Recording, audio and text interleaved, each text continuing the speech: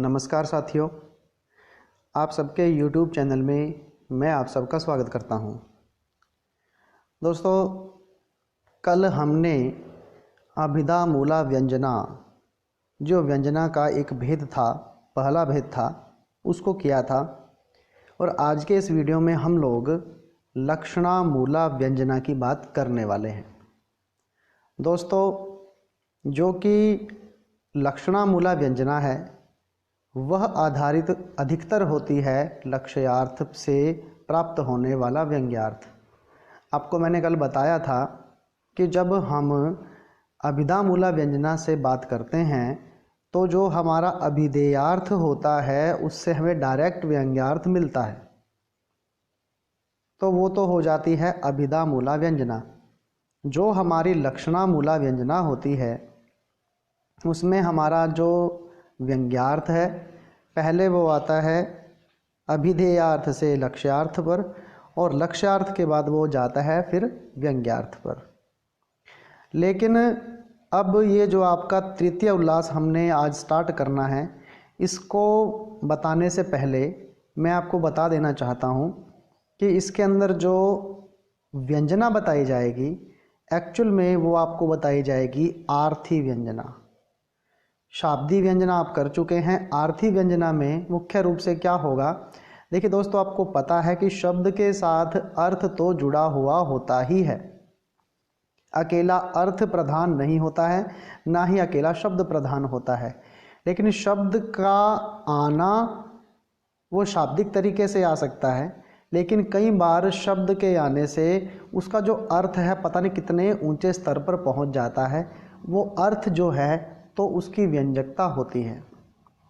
तो अब ये इतना टिपिकल विषय है, इतना मुश्किल विषय लग सकता है कईयों को, लेकिन इसी बात को ध्यान में रखते हुए शायद मम्मट आचार्य ने इस आर्थी व्यंजना को पढ़ाने में जब उन्होंने सोचा होगा कि जब वो काव्य प्रकाश लिख रहे होंगे तो उन्होंने इसके जितने भी उदाहरण दिए हैं लगभग सारे उदाहरण श्रृंगार रस के हैं, और ऐसा श्रृंगार है जो लोगों को इंटरेस्टिंग लगता है, जिसमें छात्र भली भांति अपने दिमाग को लगा सकते हैं।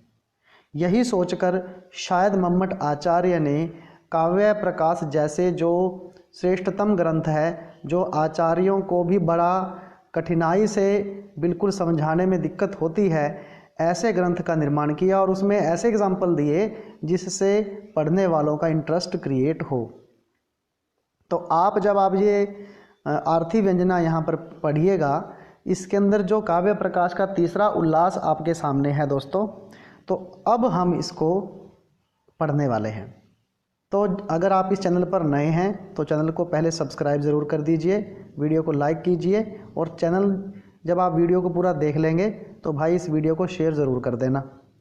तो देखिए, अब स्टार्ट करते हैं। बिल्कुल ध्यान से देखना, वीडियो लंबी होने वाली है, लेकिन इतना मैं कह सकता हूँ कि आपको यह वीडियो समझने के बाद जब आप बिल्कुल समझ लेंगे तो आपको आर्थी व्यंजना में कभी कोई दिक्कत नहीं आने वाली है। एक प्रयास है मेरा, तो आशा करता हूँ आपको यह प्रयास पसंद ज़रूर आएगा। तो देखिए, शुरू करते हैं।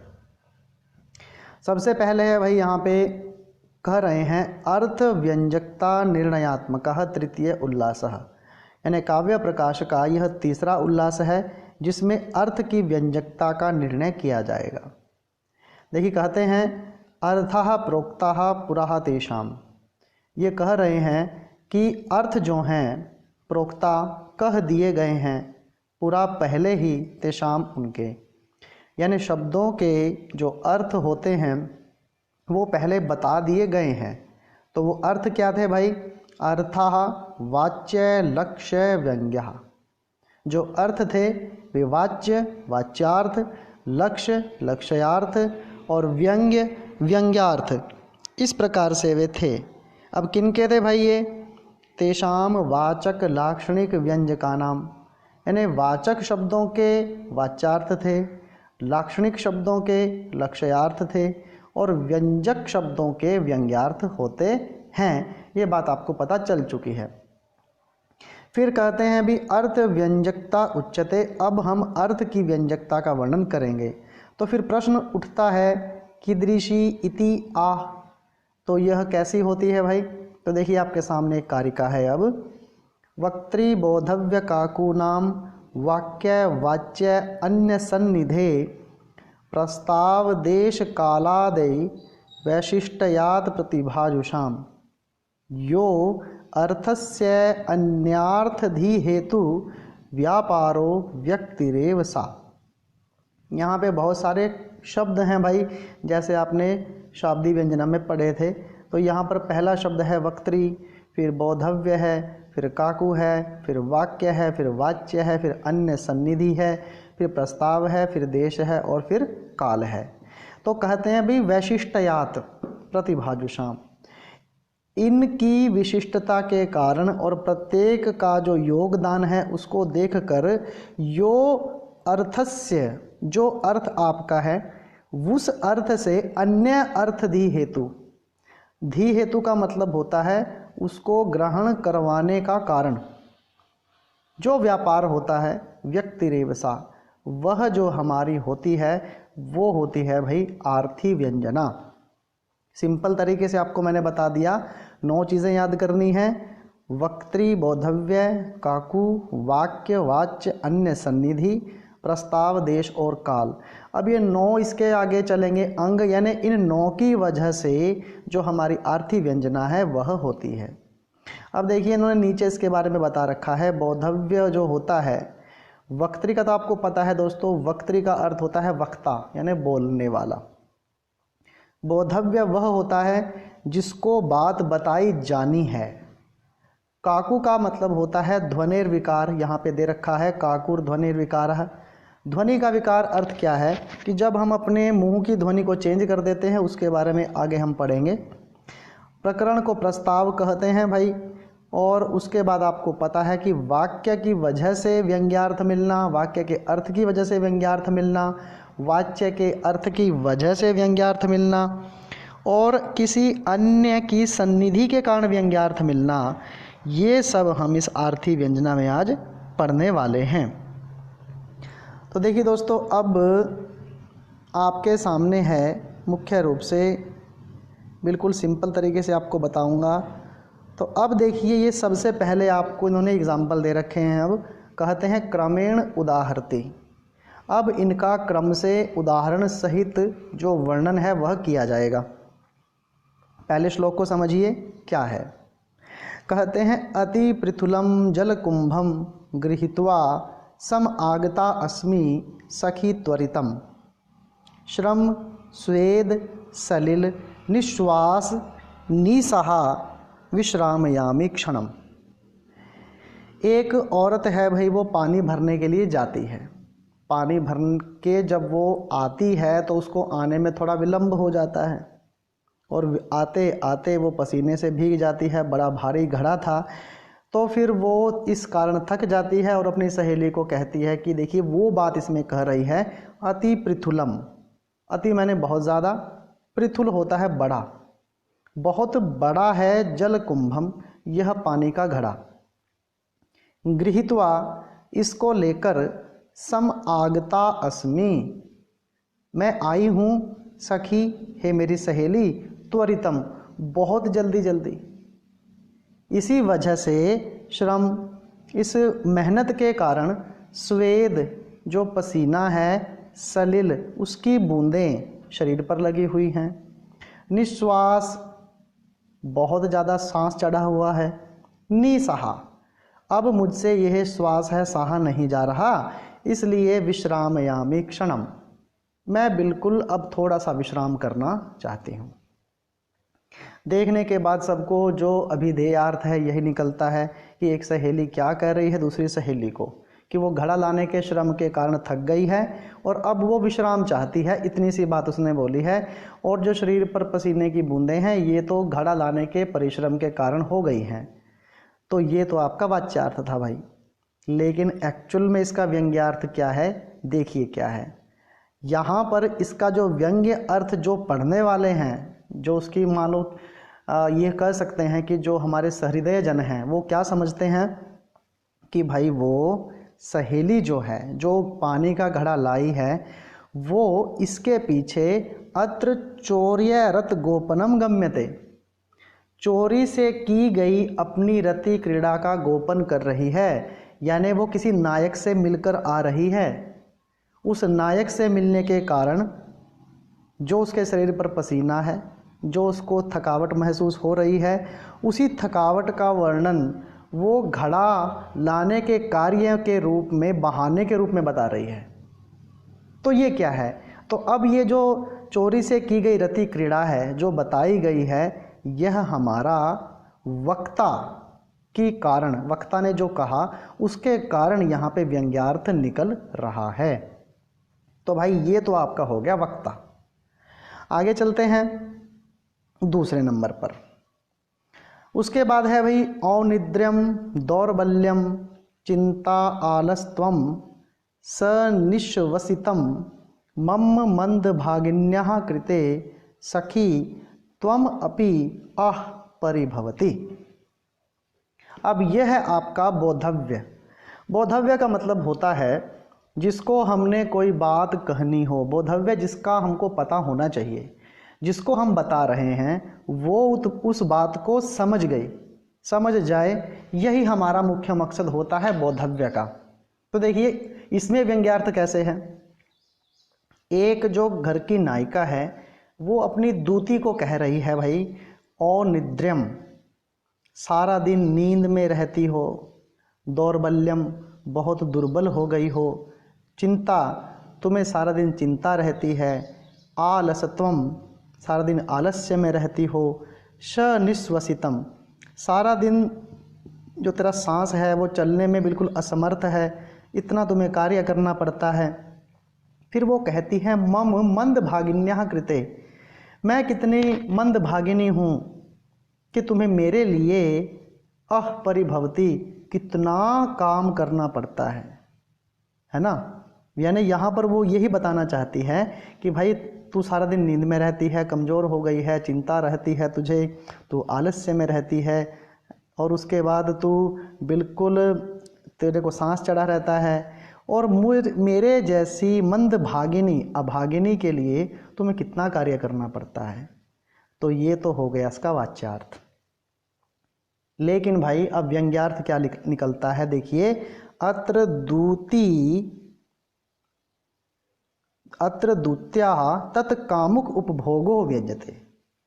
अब जो दूती है भाई उसका नायिका के पति के साथ चक्कर है, और नायिका को इस बात का पता है, और नायिका यह भी जानती है कि भाई जो ये दूती जो है सारा दिन नींद में रहती है, नींद उचटी रहती है, ये कमज़ोर हो गई है, इसको चिंता रहती है, आलस्य रहता है, सांस चढ़ा रहता है।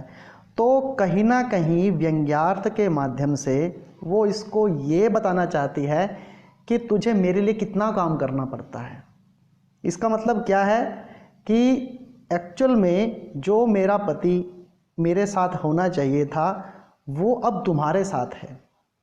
तो कहीं ना कहीं तुम्हारा जो रति क्रीड़ा का कार्यक्रम है जो चोरी से चलता है उसके बारे में मुझको पता है भाई।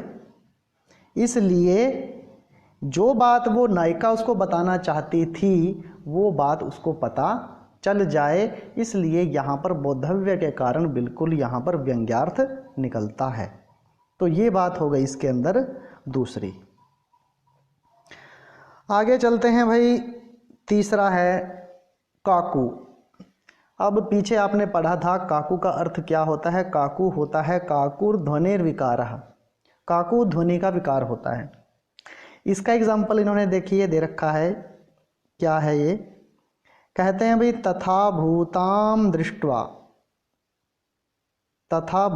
दृष्ट्वा नृप सदसी पांचाल तनयाम वनै व्याधै सार्धम सुचिरम उषितम वलकल धरै विराटस्य आवासे स्थितम अनुचित आरंभ निभृतम गुरुः खेद खिन्ने मयि भजति न अद्यापि कुरुषु। यहाँ पर जो भीम है, भीमसेन है, वह युधिष्ठिर को क्या कह रहा है। क्योंकि देखिए आपको मैं एक बात पहले बता देता हूँ काकू के बारे में।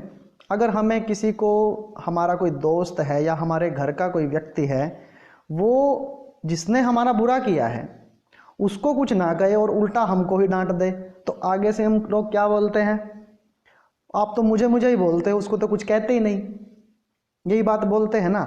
तो मतलब कहने का क्या है, यानी कि आप मुझे मत डांटो, आप उसको भी डांटो, यही कहना चाहते हैं।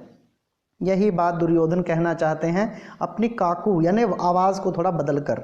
उनका कहने का मीनिंग क्या है, देखिए, तथा भूताम दृष्टवा, तथा उस प्रकार, अभूताम दृष्टवा, उसको वैसी देखकर, आपने उसको वैसी देखा है। किसको देखा है भाई, पांचाल तनयाम, जो राजा द्रुपद की बेटी है द्रौपदी, उसको कहाँ पर देखा है, नृप सदसी, उस राजसभा में जहाँ पर दुशासन उसके कपड़ों को उतार रहा था, तब भी आपको दुर्योधन पर क्रोध नहीं आया।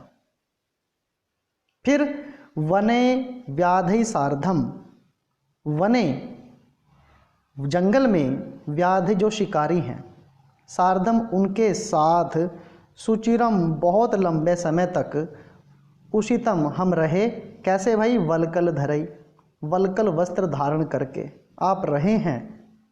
विराट से आवासे, विराट राजा के आवास में, स्थितम रहते हुए, अनुचित आरंभ निभृतम, अनुचित आरंभ निभृतम का अर्थ वह है कि हमने बहुत से अनुचित कार्य किए जो हमारे योग्य भी नहीं थे।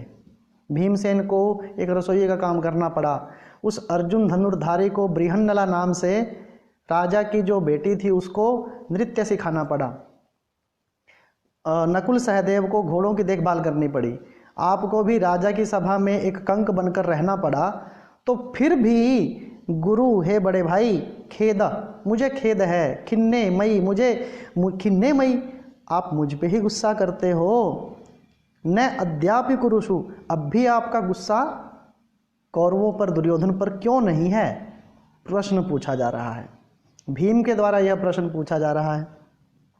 तो भाई मुख्य अर्थ तो इसका ये निकलता है, लेकिन व्यंग्यार्थ क्या निकलता है कि हम लोगों को ऐसी हालत में आपने देखा है, विराट के आवास में आपने देखा है, हमने इतना टाइम जंगल में गुजारा है, शिकारियों के साथ रहे हैं, और द्रौपदी के साथ का जो अपमान हुआ है उसको भी आपने देखा है, फिर भी आप दुर्योधन पर गुस्सा क्यों नहीं करते। तो भाई यह निकलता है इसका व्यंग्यार्थ। मुझे लगता है आपको ये बात समझ में आ गई होगी, इसलिए यहाँ पे बात कही गई है, अत्र मयि न योग्य खेदः, यहाँ पर मुझ पर क्रोध करना इतना श्रेष्ठतम नहीं है, बल्कि कुरुषु तु योग्य, बल्कि उन दुर्योधन आदि पर जो आप अपना क्रोध है उसको प्रकट कीजिए।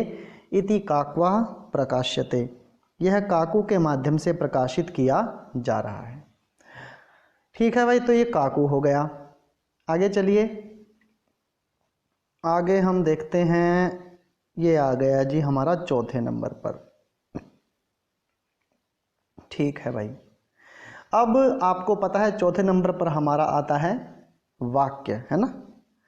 तो वाक्य में आप ये समझिए, यहाँ पर जो वाक्य इस श्लोक में प्रयोग किए जाएंगे वो वाक्य ऐसे शब्दों के साथ जुड़े होंगे जो एक दूसरे पर निर्भर करते होंगे। तो देखिए, और उन दोनों के निर्भरता के कारण वाक्य अपना व्यंग्यार्थ देता है। बिल्कुल समझने वाली बात है, आज के टाइम में बड़ा चलता है, ध्यान से समझना इसे। तो देखिए क्या कहते हैं, तदा मम गंड स्थल निमग्नाम दृष्टिम न अन्येषि अन्यत्र, इदानीम सा एव अहम तौ च कपौलौ न च सा दृष्टि। अब यहाँ पर एक जो नायिका है वो नायक को यह कह रही है, तदा मतलब उस समय, मम मैंने मेरे, गंड स्थल होते हैं गाल, गालों में, निमग्नाम दृष्टि, जब तुम दृष्टि लगा के रखते थे, न अन्येषि अन्यत्र, न मतलब नहीं, अनयेषि ले जाते थे, अन्यत्र कहीं और, यानी जब मैं तुम्हारे सामने होती थी तो तब तुम मेरे गालों पर ही दृष्टि लगाए रखते थे और उस दृष्टि को कहीं और नहीं ले जाते थे। फिर वो कहती है, इदानीम सा एव अहम, इदानीम और इस समय, सा एव अहम वो मैं ही हूँ, तौ च कपोलौ और ये दोनों गाल भी वही हैं, लेकिन न च सा दृष्टि, लेकिन आपकी जो दृष्टि है ना अब वो बदल गई है। यह तो हर एक पत्नी अपने पति को बोलती होगी भाई, आज के टाइम में शायद यही चलता है। औरतें बड़ा शिकायत करती हैं अपने पतियों से, यही कहती हैं कि भाई उस टाइम तो आप बड़ा प्रेम दिखाते थे, अब वो प्रेम कहाँ चला गया आपका। तो शायद ये बात यहाँ पर कही गई है, लेकिन ये तो इसका वाच्यार्थ है भाई। व्यंग्यार्थ क्या है अब बताता हूँ। अब ये कह रहे हैं कि अत्र मत सखी कपोल प्रतिबिंबिताम पश्यतः ते दृष्टि अन्य एव अभूत। यानी ये बात कह रही है नायिका अपने पति से कि मेरी सहेली जब मेरे पास थी तब तो तुमने मेरे गालों से अपनी दृष्टि हटाई नहीं। क्या पता उसकी सहेली उसके साथ बैठी हो नायिका की। तो मतलब नायक ये दिखा रहा था कि वो देख तो नायिका की ओर रहा है, लेकिन एक्चुअल में देख किसको रहा था? नायिका की सहेली को। तो फिर कहती है चलितहा यान्तु, जब वो चली गई, तस्याम अनया एव जाते इति हो, और जब वो बिल्कुल वहाँ से निकल जाती है तो क्या होता है? तो अब भी तो मैं वहीं हूँ, वो तो चली गई और मैं अब भी बैठी हूँ, लेकिन आपकी जो दृष्टि है ना वो बदल गई है। यानी आपका जो गालों की तरफ मेरे देखने का कार्यक्रम था वो अब वैसा नहीं रहा। तो मुख्य रूप से क्या व्यंग्य है कि भाई तू मुझे नहीं देख रहा था बल्कि मेरी सहेली को देख रहा था। तो ये देखिए यहाँ पर है वाक्य की वजह से मिलने वाला व्यंग्यार्थ। तो यहाँ पर दो शब्द आए हैं तदा और इदानीम। तदा का अर्थ तो हो गया उस समय और इदानीम का अर्थ हो गया इस टाइम। तो ये जो दो शब्द यहाँ पर हैं ये समय के बारे में बताते हैं, तो ये वाक्य को ही समझाना चाहते हैं और वाक्य का जो अर्थ है एक दूसरे को जोड़ते हैं। इस वजह से यहाँ पर वाक्य के हिसाब से मिलने वाला जो व्यंग्यार्थ है यहाँ पर हमको प्राप्त होता है। होप आपको वीडियो पसंद आ रही होगी। उसके बाद भाई अगला आता है वाच्य। यह भी देखिए क्या कहते हैं यहाँ पे, उद्देश्योऽयं सरस कदली श्रेणी शोभा अतिशायी कुंज उत्कर्ष अंकुरित रमणी विभ्रमो नर्मदायाः किंच एतस्मिन् सुरत हृदयः तन्वी ते वान्तिवातः येषाम् अग्रे सरति कलित अकांड कोपो मनोभू। तो यहाँ पर आप ये समझ लीजिए कि वाच्य क्या है। वाच्य से मिलने वाला जो व्यंग्य होगा यहाँ पर एक चीज़ एक दूसरे के साथ कनेक्ट मिलेगी आपको। कोई वातावरण के बारे में बताएगी बात, कोई जो कार्य करना है उसको अनुकूल बताने के लिए आएगा, उसके बाद कुछ ऐसा होगा कि अब ये कार्य हमको यहीं पर संपादित करना चाहिए, ये बात भी बताई जाएगी। लेकिन कुछ विशेषण आएंगे इसमें वाच्य से जो मिलने वाला आर्थी व्यंजना का व्यंग्यार्थ होता है वह कुछ विशेषणों से युक्त होता है। इसके बारे में हम इसमें देखेंगे कौन कौन से विशेषण यहाँ पे आए हैं। तो पहले तो आप ये समझिए कि एक नायक एक नायिका को बोल रहा है या फिर एक नायिका को उसकी सहेली कह रही है। क्या कह रही है? देखिए उद्देश्यो अयम। अब ये उद्देश्य वो उद्देश्य नहीं है जिसको आप समझते हो। उत्देशः ऊंचा प्रदेश है, अयम यह, यानी ये बहुत ऊंचा प्रदेश है। सरस कदली श्रेणी, सरस सुंदर, कदली केले की, श्रेणी मतलब पंक्तियां लगी हुई हैं, और इस जगह पर केले की जो वो पेड़ हैं जिसको आप बोलते हो वो पंक्तियों में लगे हुए हैं और शोभा अतिशायी और बहुत ही सुंदर लगते हैं, चमत्कार से युक्त जगह है। उसके बाद कहते हैं भाई कुंज उत्कर्ष अंकुरित। कुंज होते हैं फूल, उत्कर्ष कुंज बेल पर, उत्कर्ष निकले हुए हैं, अंकुरित जो उसके अंकुर हैं यानी बेलों पर भी फूल सुंदर सुंदर फूल लगे हुए हैं। और रमणी विभ्रमो नर्मदाया, रमणी होती है रमण करने वाली स्त्री। विभ्रमः ऐसे जगह को देखकर उनके मन में भी विभ्रम आ जाता है रमणियों के। और ये जगह कौन सी है भाई? नर्मदाया, नर्मदा का समीपवर्ती क्षेत्र। सिंपल अर्थ क्या निकलता है, नर्मदा का यह जो क्षेत्र है ये ऊंचा है, यहाँ पर मनोहर कदली की केले की श्रेणियाँ लगी हुई हैं, बड़ी सुंदर लगती हैं, बेलों पर सुंदर सुंदर फूल आ गए हैं।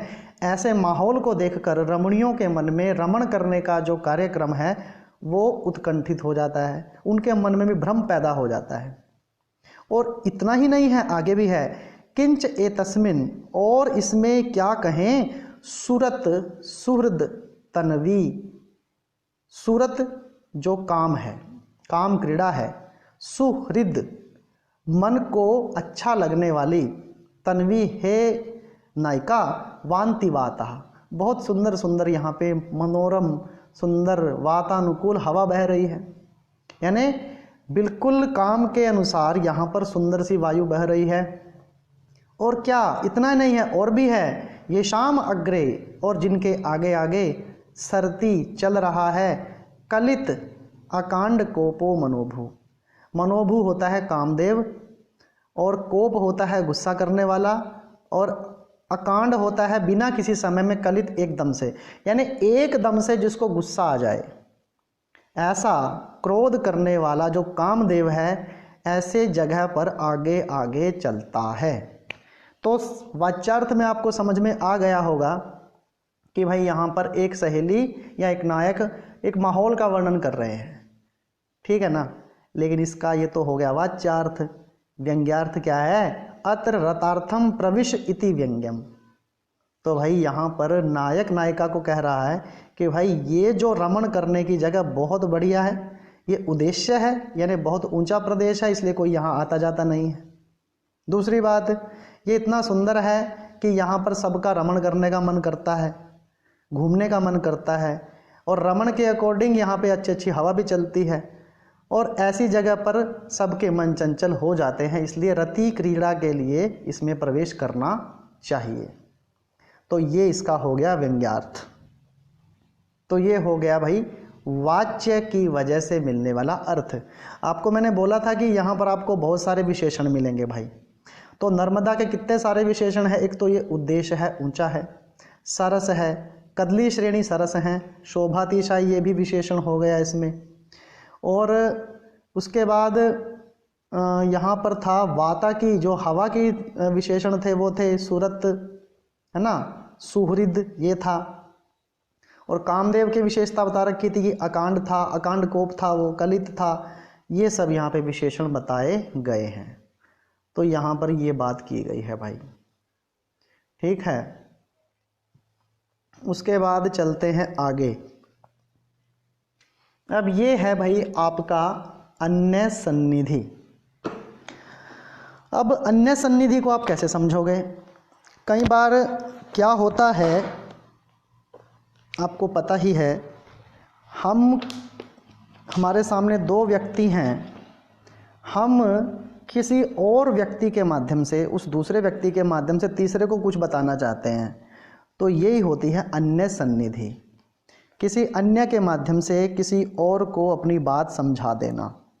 तो मम्मट आचार्य ने यहाँ पर भी एक श्रृंगार रस का ही एग्जाम्पल दिया है। देखिए किस तरीके से यहाँ पे व्यंग्यार्थ निकलता है, बिल्कुल ध्यान से देखिए। कहते हैं भी नुदती अन आर्द्र मना श्वश्रु माम गृह भरे सकले, क्षण मात्रम यदि संध्यायाम भवति न वा भवति विश्रामः। नुदती परेशान करती है। कौन परेशान करती है? अन आर्द्र मना श्वश्रु।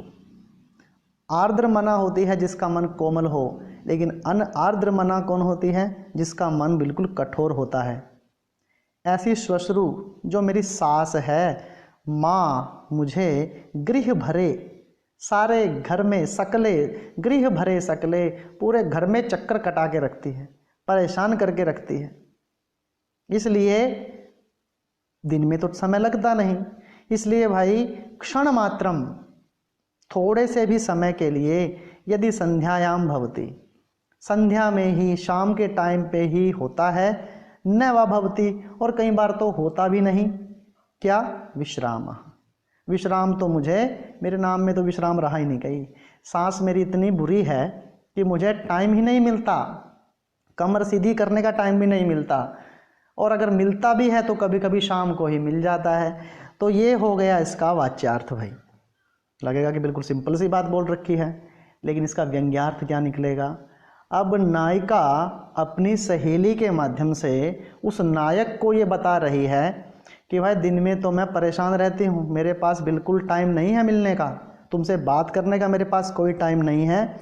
अगर मुझसे मिलना है, मुझसे बात करनी है, तो वो भी कब हो पाएगी, केवल शाम के टाइम पर। तो मतलब इसलिए दिन में बात करने की या मिलने का कोई प्रयास मत करना। अगर मिलना है, बातचीत करनी है, तो शाम का ही समय बिल्कुल अनुकूल रहेगा। तो यहाँ पे यही बात इन्होंने कही है और ये इसमें व्यंग्यार्थ है। तो कहते हैं अत्र संध्या संकेत कालः इति तटस्थम इति प्रति कयाचित द्योत्यते। अत्र यहाँ पर संध्या संकेत काल, शाम का संकेत काल दिया गया है। इति तटस्थम प्रति कयाचित द्योत्यते, तटस्थ वो व्यक्ति है जिसको बताया जा रहा है और किसी अन्य के द्वारा ये बात कही गई है। अब अन्य सन्निधि क्यों है, क्योंकि किसी और को लेकर किसी और को बात समझाई जा रही है। बस आपको यही बात समझनी है, यही श्लोक इसका था। उसके बाद भाई लीजिए आ गया अपना 7वां, और 7वां है भैया अपना प्रस्ताव। अब ये प्रस्ताव क्या होता है, प्रस्ताव को आप मान लीजिए कि प्रस्ताव होता है प्रकरण। प्रकरण के बारे में आपको पिछली वीडियो में मैंने जो हमने अभिधा मूला व्यंजना पढ़ी थी उसमें भी बताया था। थोड़ा बता देता हूँ प्रकरण क्या है। प्रकरण मतलब बिल्कुल जो बात चल रही है उसके अनुकूल ही आचरण करना चाहिए, उसके अपोजिट आचरण मत करो, यही बात प्रकरण में आती है। और इसका जो एग्जाम्पल है इसको समझ लीजिए, फिर आपको व्यंग्यार्थ भी पता चल जाएगा प्रकरण की वजह से मिलने वाला व्यंग्यार्थ कैसे है। कहते हैं भाई श्रूयते, एक सहेली है, वो अपनी जो दूसरी सहेली है उसको कहती है, क्या कहती है भाई, श्रूयते सम आगमिष्यति तब प्रियो अद्य प्रहर मात्रेण एवं एव किम इति तिष्ठसि तत्सखी सज्जय करणीयम। तो कहती है भाई श्रूयते, ऐसा मैंने सुना है या सुना जाता है, सम आगमिष्यति, आएंगे, तब प्रियो, तुम्हारे प्रिय, तुम्हारे नायक, अद्य, आज, प्रहर मात्रेण, 1 घंटे में। मैंने ऐसा सुना है कि तुम्हारे जो नायक हैं, प्रिय हैं, 1 घंटे में तुम्हारे पास आ जाएंगे, पहुंच जाएंगे। एवमेव, इसलिए, किम इति तिष्ठसि, तो ऐसे क्यों बैठी है, तत्सखी, तो हे मेरी सहेली, सज्जय करणीयम, कुछ सज धज ले। अरे भाई तेरा पति आ रहा है, लौट कर आ रहा है, और तू ऐसे बैठी है, थोड़ा सज ले धज ले। तो ये सिंपल सा मीनिंग इसमें निकलता है। अभी आप लोग कहेंगे भाई इसमें व्यंग्यार्थ क्या है, सिंपल सी बात है, नॉर्मल बात है, चलती है ये तो। व्यंग्यार्थ क्या है, अब देखिए व्यंग्यार्थ ये है कि नायिका जो है वहाँ बैठी है, वो अपने प्रेमी से मिलने के लिए वहाँ पर कहीं ना कहीं जाने के लिए तैयार है। उसी टाइम उसकी सहेली वहाँ पर आती है और उसको यह कहती है कि जो आपके प्रिय हैं भाई वो तो 1 घंटे में यहाँ पर आने वाले हैं, और इसलिए जो तू यहाँ पर जाने का तूने जो प्रोग्राम फिट कर रखा है अपना, तो उसको छोड़ दे, यानी सज्जय करणीयम, इसलिए जो तू ये कार्यक्रम जाने का तेरा बना है इसको कैंसिल कर, नहीं तो गड़बड़ हो सकती है। ये बात इन्होंने प्रकरण के माध्यम से समझाई है। तो प्रकरण क्या है, उसके पति का आना, और दूसरा प्रकरण क्या है, नायक के पास न जाना। तो ये बात प्रकरण के माध्यम से अर्थ, जो आर्थी व्यंजना है, हमें यहाँ पर वो मिलती है। ठीक है, इन्होंने फिर ये लाइन नीचे दे रखी है एक, अत्र उपपतिम, उपपति होता है, एक पति होता है, एक उपपति। उपपति का मतलब दूसरा कोई पति उसका, यानी उसका कोई नायक जिसको आप कह सकते हो, बॉयफ्रेंड आज की भाषा में कहें तो प्रत्यभिसर्तुम, उसकी ओर जाने के लिए, प्रस्तुत अनुपयुक्तम, उसकी ओर जाना उपयुक्त नहीं है, इति कयाचिद निवार्यते, ऐसा किसी के द्वारा उसको रोका जा रहा है। तो भाई एक बात तो ये हो गई। अब प्रकरण के बाद आता है 8वें नंबर पर देश। अब दोस्तों देश के माध्यम से व्यंग्यार्थ कैसे मिलेगा, देखिए इसमें देखते हैं। बिल्कुल यहाँ पर क्या है, एक जो नायिका है वो अपनी सहेलियों के साथ फूलों को चुनने के लिए किसी उद्यान में जा रही है। तो उन सबको वो क्या कहती है, देखिए, अन्यत्र यूयम कुसुम अवचायम कुरुध्वम अत्र अस्मि करोमि सख्यः नाहम हि दूरम भ्रमितुम समर्थः प्रसीदत अयम रचितो अंजलिर्वः। कहती है वो सहेली बाकियों से, अन्यत्र किसी अन्य स्थान पर, यूयम तुम सब, कुसुम अवचायम, कुसुम होते हैं फूल, अवचाय होता है उनको चुनने का, कुरुध्वम कर लो, कार्य कर लो, अत्र अस्मि इस स्थान पर मैं, करोमि सख्य फूलों को चुनने का काम करती हूँ। एक तो बात उसने ये बोल दी। फिर क्यों ऐसा बोल रही है, वो कहती है नाहम ही दूरम भ्रमितुम समर्था, मैं दूर तक भ्रमण करने में समर्थ नहीं हूँ। प्रसीदत, अरे खुश हो जाओ, मेरी बात मान लो। अयम रचिता, अयम मैंने ये, रचिता मैंने जोड़कर खड़ी हूँ, अंजलिर वह हाथों को, वह मतलब आपके सामने, मैं तुम्हारे हाथ जोड़ती हूँ, प्लीज़ तुम यहाँ से गो एंड गोन हो जाओ, दूर चले जाओ यहाँ से। ये बात कहना चाहती है नायिका अपनी सहेलियों से। तो भाई ये तो निकला इसका वाच्यार्थ। अब व्यंग्यार्थ क्या निकलता है, व्यंग्यार्थ बताता हूँ। नायिका ने अपने नायक से मिलने का प्लान बना रखा है इस जगह पर, उसको टाइम दे रखा होगा, और उस टाइम के चक्कर में उसने उसको बताया होगा कि इस जगह पर मैं तुमसे मिलूंगी भाई। तो फिर उसके बाद जो नायिका है वो सहेलियों के साथ है, तो वो सहेलियों को इशारों इशारों में ये कह रही है कि भाई तुम कहीं और जाकर फूलों को चुन लो, मैं तो यहीं पर फूलों को चुनूंगी, क्योंकि मैं दूर तक नहीं जा सकती, मेरे टांगें दुखती हैं, और ये बात मैंने जोड़ दी है आपके लिए, मैं आपके तुम्हारे हाथ जोड़ती हूँ, तुम यहाँ से चली जाओ। तो सीधी सी बात क्या निकलती है, नायिका ने जो टाइम दे रखा है नायक को मिलने का, है ना, वो यहाँ पर प्रकट होता है। और यहाँ पर अत्र और अन्यत्र जो यहाँ पर क्या है, ये सारे क्या हैं, ये जगह के बारे में बता रहे हैं, एक देश के बारे में, एक प्लेस के बारे में बता रहे हैं। इसलिए यहाँ पर देश के कारण मिलने वाला आर्थी व्यंजना का उदाहरण है, व्यंग्यार्थ हमको यहाँ पे मिलता है। मुझे लगता है कि आपको वीडियो पसंद आ रही होगी। ठीक है भाई, तो इसको प्लीज़ लाइक करते रहिए। अब देखिए चलते हैं आगे, जो इसका 9वां है पार्ट। उसके बाद कहते हैं भाई 9वें नंबर पर अपना आता है दोस्तों काल। काल का मतलब आपको पता है समय है, ठीक है। तो मतलब इसके लिए मैं बता देता हूँ आपको समय, क्योंकि पिछले वीडियो में हमने समय के बारे में एक पढ़ा था, चित्रभानुर विभाति, इस प्रकार से कुछ पढ़ा था। तो चित्रभानु का जो अर्थ था वो उसके समय के अनुसार था, जैसे दिन में वो सूर्य था तो रात के समय में वह अग्नि था। तो यहाँ पर काल की वजह से एक श्लोक का मीनिंग कैसे बदलता है, देखिए। कहते हैं गुरुजन परवश प्रिय किम भणामि तव मंद भागिनी अहम अद्य प्रवासम व्रजसी व्रज स्वयमेव श्रोष्यसि करणीयम। यहाँ पर एक नायिका है, उसका जो पति है वो किसी भी देश में जा रहा है, वो गुरुओं की आज्ञा से जा रहा है, उसके पिता की आज्ञा से जा रहा है, इसके बारे में कुछ नहीं बताया गया, लेकिन कहा गया है, गुरुजन परवश शब्द इसका में प्रयोग किया गया है।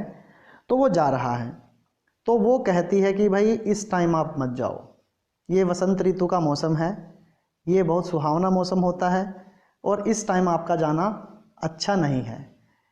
2 महीने ऐसे माने जाते हैं कि जो स्त्रियों को बहुत पसंद हैं, एक तो मधुमास यानी वसंत, और दूसरा होता है सावन। तो भाई जब पहले परदेश में कोई व्यक्ति जाता था तो 2 महीने तो वो अपने परिवार के साथ रहता था।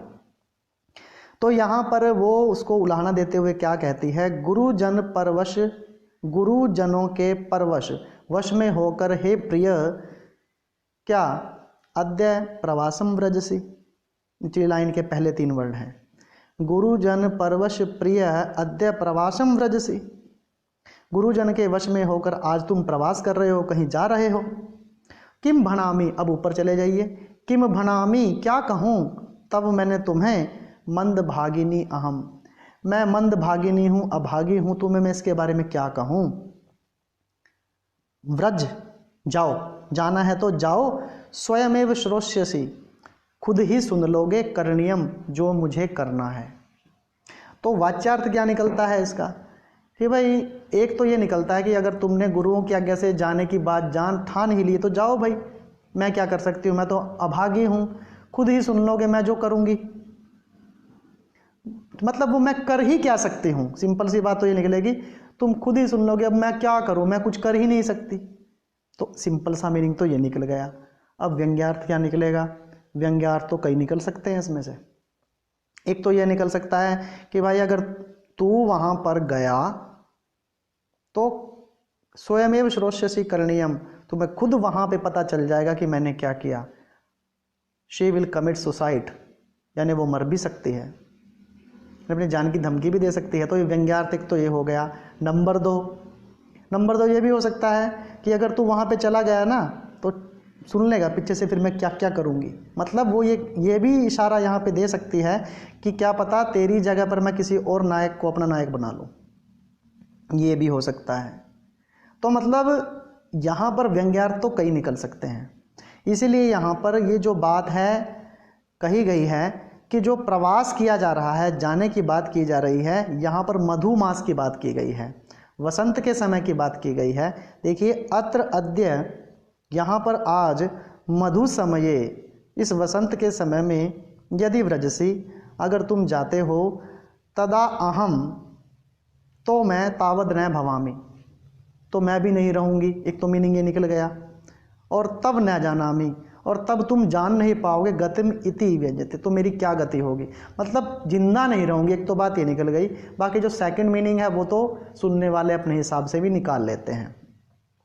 तो भाई ये थे हमारे आर्थी व्यंजना के 9 पार्ट्स, जिसमें अलग अलग तरीके से हमने व्यंग्यार्थ को जानने का प्रयास किया। तो दोस्तों मुझे आशा नहीं, पूरी आशा है कि आपको यह वीडियो बहुत ही ज़्यादा पसंद आई होगी, क्योंकि श्रृंगारात्मकता की इसमें बात की गई थी, ठीक है। और श्रृंगारात्मकता के माध्यम से मम्मट आचार्य ने यहाँ पर जो आर्थी व्यंजना थी उसको समझाने का प्रयास किया। तो मुझे भी आशा है कि आपको यह वीडियो अवश्य पसंद आई होगी। तो इसको, चैनल को सब्सक्राइब ज़रूर कर दें भाई, ये फ्री में होता है, कोई पैसा नहीं लगता है आपका इसमें। वीडियो को शेयर भी कर दीजिए ताकि आर्थी व्यंजना का जो टॉपिक है उन तक भी पहुँचे, क्योंकि बहुत कम चैनल होंगे जिन पर ये आर्थी व्यंजना का टॉपिक आपको मिलेगा और इस तरीके से पढ़ाया हुआ मिलेगा। तो भाई मैंने कोशिश की है, और अगर फिर भी आपका कोई प्रश्न इसमें रह जाता है तो आपका प्रश्न वो आप कमेंट बॉक्स में कमेंट डालिए, उसके हर प्रश्न का मैं आपको जवाब देने का प्रयास करूँगा। और वीडियो को लाइक कीजिए और चैनल को सब्सक्राइब ज़रूर कीजिए, और वीडियो देखने के लिए आपका बहुत बहुत धन्यवाद।